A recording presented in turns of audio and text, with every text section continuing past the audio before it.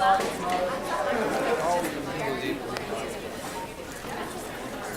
hello, hello. Hey, let's hear it for our awesome band. That was really fun. Nice. Oh, thanks. Awesome stuff. Hey, thank you all so much for being here. Happy 5th hour, happy Monday. Kicking off Writers Week. Are y'all excited? Yes, I hope so. Well, we've got a great guest for you today. We do want to thank really quickly all of our boosters who help us support us so that we can pull Writers Week off. So if you have a family member who is a booster, please go home and tell them we said thank you. Thank you as well to Mrs. Enk and Mr. Anderson for organizing all of this.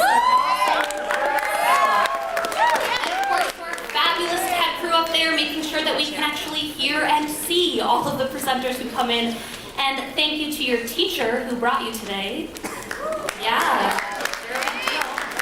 And of course, thanks to you guys as you were coming in. I see already you're putting the iPads and the phones away. I appreciate that. So thank you for being just an attentive and enthusiastic audience member today. We really appreciate it. We have an awesome guest today. Our guest today is Samira Ahmed this hour. And she was born in Bombay, India and grew up in Batavia, Illinois in a house that smelled like fried onions, spices, and potpourri.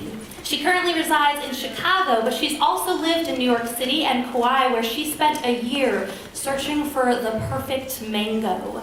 A graduate of the University of Chicago, Samira has taught high school English. She's worked in education nonprofits and spent time on the road for political campaigns. Her creative nonfiction and poetry have appeared in Jaggery Lit, Entropy, The Fen, Claudius Speaks, This Is What a Librarian Looks Like, and the Spine Out Novelist series. Her debut novel, Love, Hate, and Other Filters, was an instant New York Times bestseller, and we have some copies of that up here on the stage today for $19 if you'd like to come up and get a copy. Her next two novels, Internment and Mad, Bad, and Dangerous to Know, will both be out in 2019. So we're very excited. Please welcome to the stage Samira Ahmed.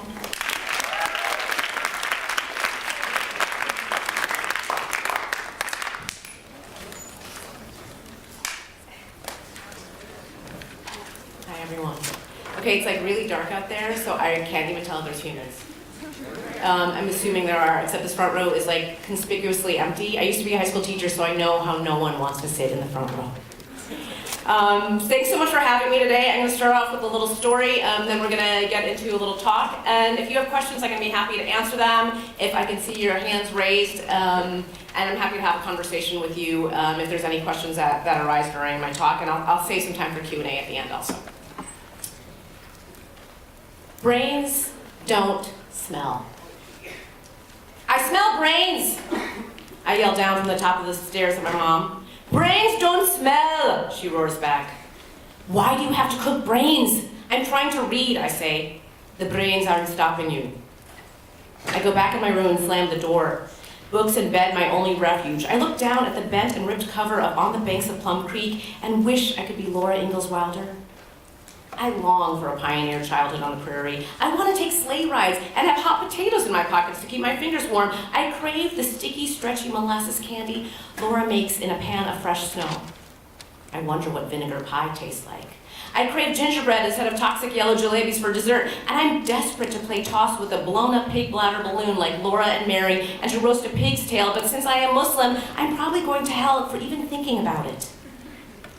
Tiny flames licking at my heels. I hear my mom's voice again. Come down and help in the kitchen.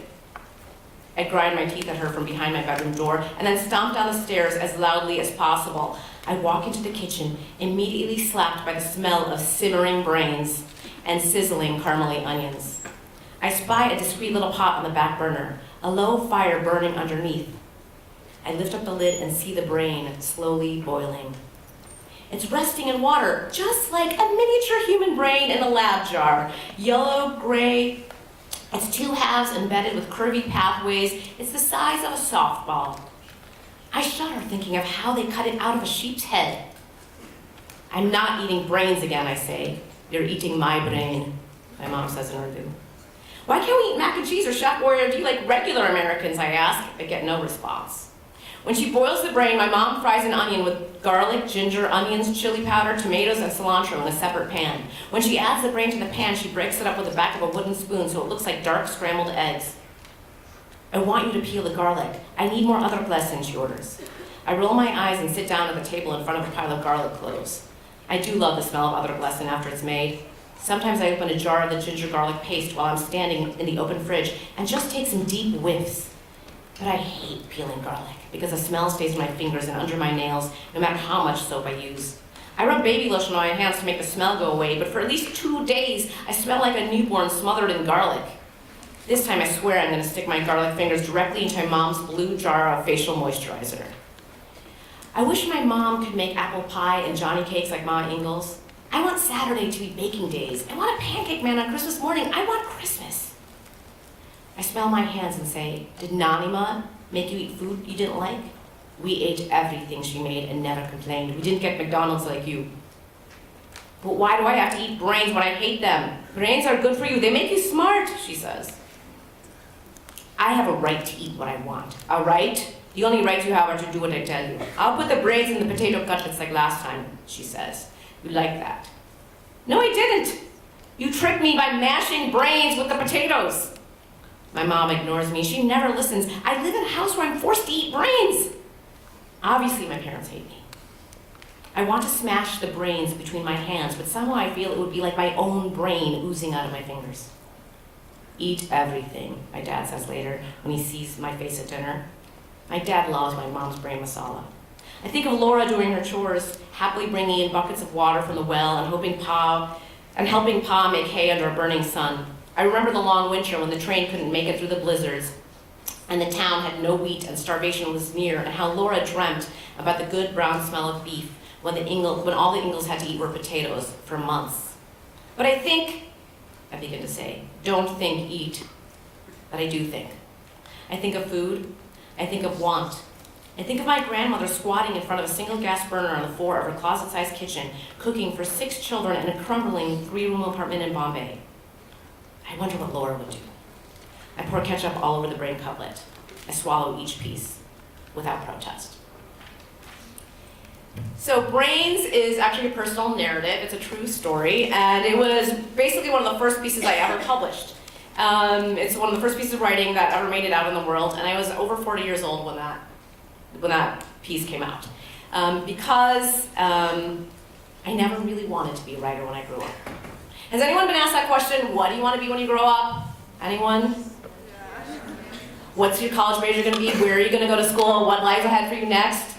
I think this is like the most asked question and also one of the most annoying questions anyone can get. And so when people asked me that when I was a kid, I really had 3 answers. Ballerina, tennis player, and doctor. But so here's the thing, I could not be a ballerina. I only took 1 class and I literally had no grace at all. My forehead stunk. I was not going to be a tennis player. And also, I cannot stand the sight of blood. When my little sister was 5 years old, she cut her thumb on a razor and I almost passed out. And then years later, my husband cut his leg on a piece of glass and I was in the hospital with him in the ER where they're stitching it up, and I looked at it and I completely passed out in the hospital. So then they had to take me on a stretcher and get me an MRI, and my husband who's getting stitched up is like, I don't even know what's happening right now. He's like, we came in here for me and now 4 hours later we're still here because they think something's wrong with your brain. So doctor was also out. So the thing is, I never ever gave that answer of being a novelist or being a writer when I was young. I didn't ever have a really burning ambition to write a book. I mean, I love reading books, but writing a book, it just was something that I never thought, never crossed my mind. But I had other dreams, and a lot of them came true. I wanted to be a high school teacher, and I taught high school English for a number of years. I wanted to live in New York City, which I also did. I wanted to fall in love with the one, and that happened too. I met my husband at a ball, a legitimate ball, and we saw each other across a crowded room. I wanted to be a parent. Most days I still want to be a parent. I wanted to live in Hawaii. I wanted to get tickets for Hamilton, and I didn't realize that was going to be the hardest thing on my dream list. But here's one of life's secrets. When you're asked that question, what do you want to do? What do you want to be when you grow up? You don't have to have all the answers by the time you're 18. And on deciding what to do next, you don't have to have all the answers by 22 or 32 or even 42. I mean, you have to have some answers. Like, after you graduate, whether you're going to go to college or not, you have to decide some things like how are you going to pay rent? How are you going to pay for health insurance? How are you going to feed yourself? Those are important answers to know for yourself. But I think it's really important to know that your dreams can change. You can want different things for yourself. You can have new dreams. You can start off wanting one thing, but totally have that change. And dreams, can even surprise you. They can come along later in life and all of a sudden you can be like, yeah, I really want to do that thing. And I just hope that you guys can be open to that. Because the thing is, you don't have to have that one exact answer to that question. What are you going to be when you grow up? Because it might not be just one thing. But the thing that I hope you do is keep asking yourself the question. Asking yourself those important questions. And I think I used to be an English teacher. I taught American Lit.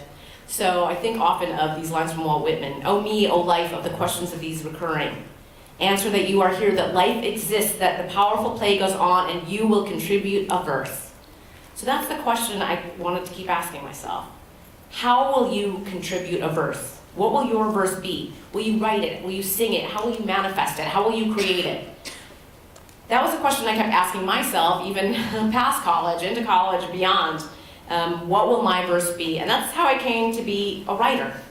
I was rattling around with this thought in my head, many years after, in my professions, after being a teacher and working in nonprofit.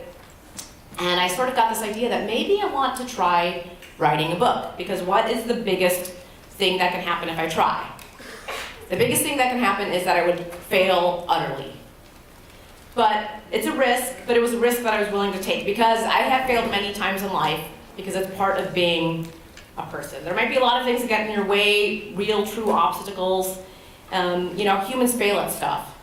That's just part of life. But I really hope that you don't let those obstacles get in your way. And the most important thing is to not let that obstacle be yourself. Don't let it be the voice in your own head that's the one that's limiting you, that tells you, hey, you've made this one choice, and that is the only choice that you can make ever. I hope you're always open to yourself and to your own ideas. So I said earlier I didn't really want to be a writer when I was young. And that's true, I didn't. But I found that I was always writing. I was really happy when I was writing. Sometimes it would just be journal entries or short vignettes or, narrative essays like the one that I wrote for you earlier. And I was writing really just for myself. I literally have boxes and boxes of blank notebooks that were filled with my writing. And in high school I wrote a lot of poetry, you guys, really, really bad poetry. I wrote about my high school boyfriend or the boy that I wanted to have be my high school boyfriend. I just was a lot of very angst-ridden poetry that is locked away, which will hopefully just never see the light of day. So a lot of that writing stunk, but the act of writing, I found sort of something in it that was fulfilling to me. It was like a creative outlet that I had that I enjoyed, and that was really just something that I could always turn to. So around the time when I was 37 or 38, I'd been doing other things. I had been a high school teacher for a number of years, and then I got to work in a few great nonprofit organizations in New York City that worked to build new high schools in New York City public schools, and also I got to work at an organization that sued the governor for inadequately funding the public schools, it's really fun if you can sue someone like that. So that was really enjoyable, but I was finding more and more of my free time was taken up by writing, and I started taking occasional writing classes, and I had some ideas swimming around in my head, and I kept sort of talking to my husband about this, hey, I have this idea for a story, and maybe that could be a story, maybe I should do this, and my husband was like, oh my God, stop talking about it, and just write the book. And I was like, yes, this is the answer. I keep thinking about it, I keep talking about it, what I can try to do is just write the book. But then there was this question ahead of me. I have an idea. How does it become a book? I'd never written a book. I'd never taken a class on writing a book. I've read a lot of books, but reading a book doesn't necessarily make you suddenly an author. But it is very important for writers to read because it gives you a sense of story, of arc and narrative. So I literally, you guys, got on the internet and researched how do you write a book? There's the Dummy's Guide to Stuff. like the Idiot's Guide to this, that's what I found. It was literally like the Dummy's Guide to Writing Books. I looked at all these methods of how to write books.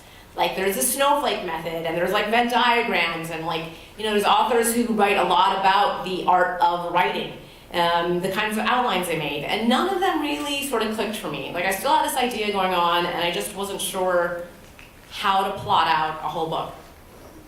So I still was walking around with this idea of a story rattling around in my brain, and I wasn't sure where to start, so I thought I'd start with something I knew, and I just decided to write a short story with that character.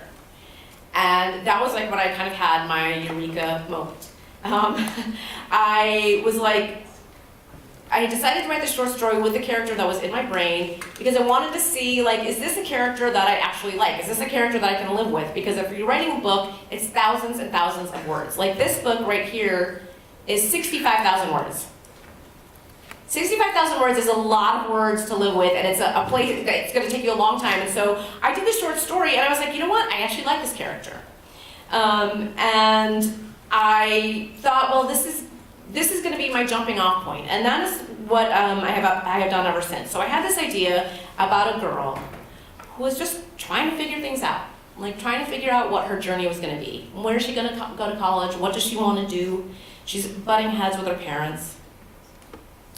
The story of I had the idea of an Indian American Muslim teenager who's like struggling with parental expectations versus the dreams that she has for herself.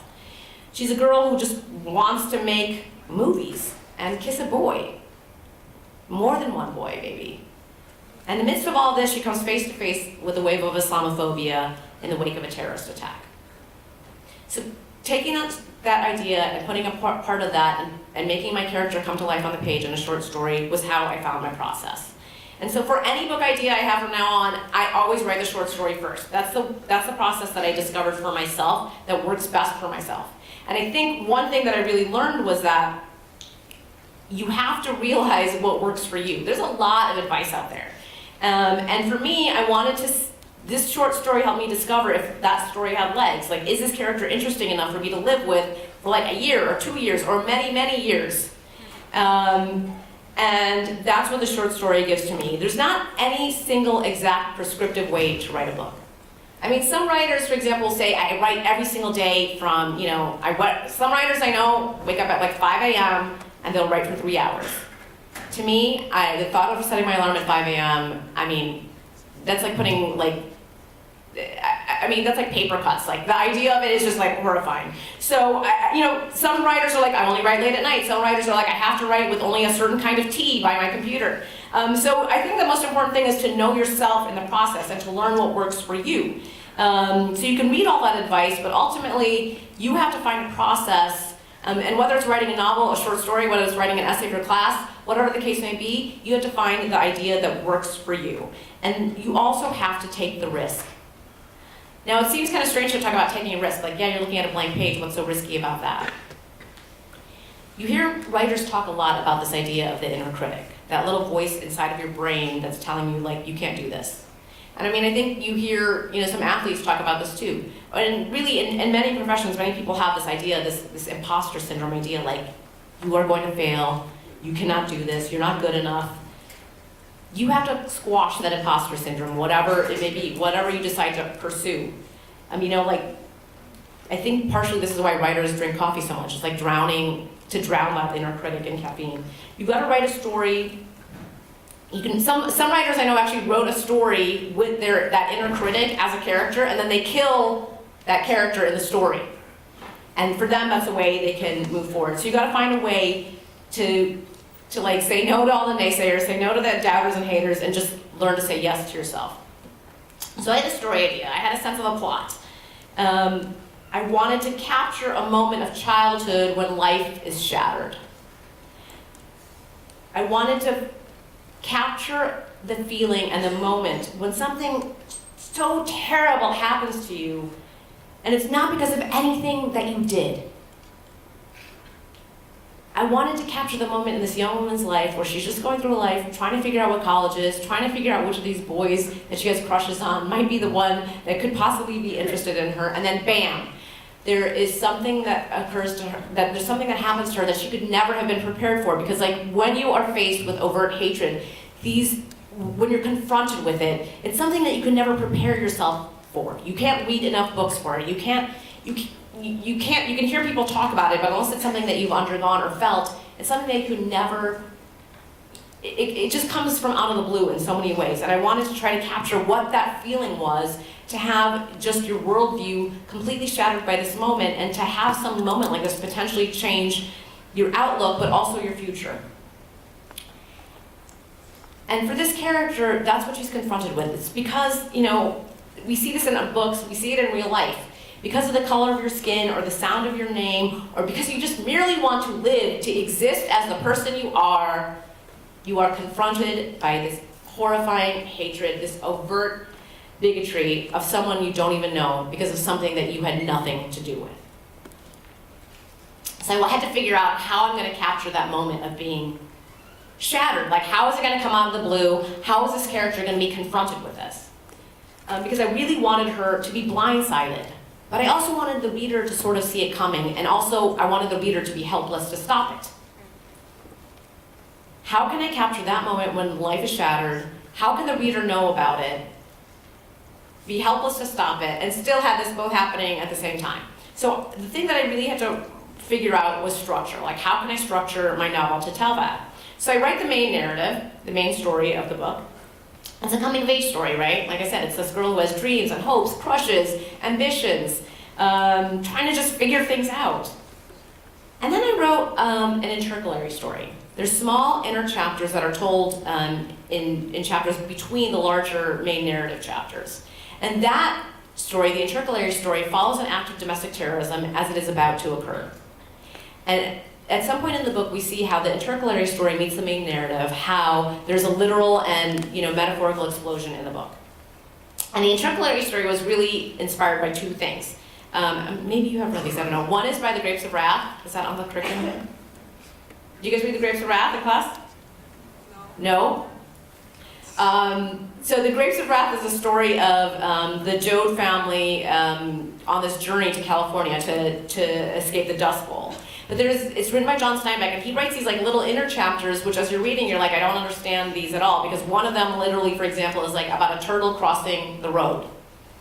And you're like, why is he writing a whole chapter about this paragraph about a turtle crossing the road, and a turtle gets a little rock stuck in its shell? Like, this makes no sense. And then as you're going on, you realize, oh, wait a minute, that turtle is really Tom Joad, the main character, and this exists to provide an insight into the larger narrative. And then I wanted to get a tone that was sort of ominous. And the tone and really that feeling, the atmosphere of those intercalary chapters was inspired by a single line in Truman Capote's In Cold Blood. In Cold Blood is a fabulous book. It's actually what he calls a nonfiction novel. So it's nonfiction, it's about these horrific murders, the Clutter murders that happened in Kansas.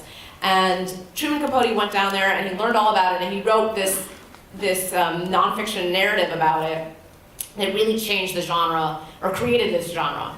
But anyway, he had this line in that book where he just says, presently the car crept forward. Now, that's 5 words. Presently the car crept forward, really simple words. But when you're reading this book, you want to jump in because you know what's going to happen when that car creeps forward. You know that the people in that car are going to kill the people in that house, and you're helpless to do anything about it, and you know it's going to be these terrible, gruesome murders, and all you're doing is watching it unfold in the real time of your story, even though it's a story that's already existed. So I was like, wow. I was really blown away when I saw this line, and I wanted to try to capture something ominous like that. So the main story and the intercalary story really had to have different tones and voices and tenses. So the main narrative, the primary story, is I wrote it in first person present. And then the intercalary story is written in third person, and some of the chapters are in present tense and some of them are in past. And some of them also are like news clips, some of them are interviews. So I wanted to combine those stories to tell the larger story that I was going to tell. So I had the story arc, I had the characters and the structure, and then after that was like months of like just aggravation.